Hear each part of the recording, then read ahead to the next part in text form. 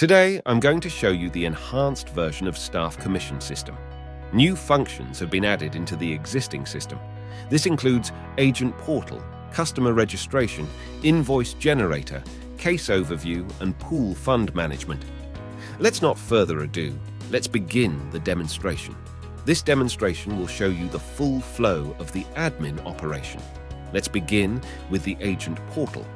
The Agent Portal is another spreadsheet that is designated for agents to register their own customer and declare the commission rate. Let's start with customer registration.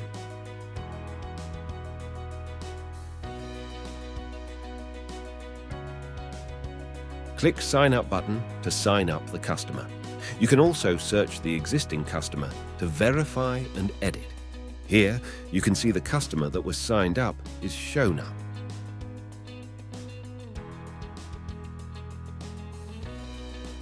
Click Clear button to refresh the page. Once the customer has been registered successfully, we move on to the next page, which to declare the case. This section is created to declare the commission rate for the agent and the referral.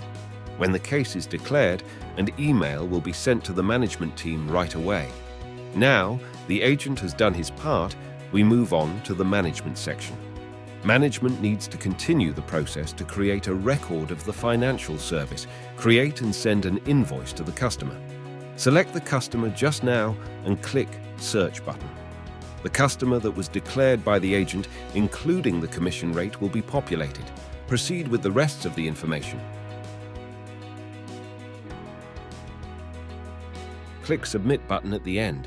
After the record has been created in the database, the system will ask whether an invoice is required. If you click Yes, the system will further asking whether you want to review the invoice before sending to the customer. And I say Yes here, the invoice will pop up for review.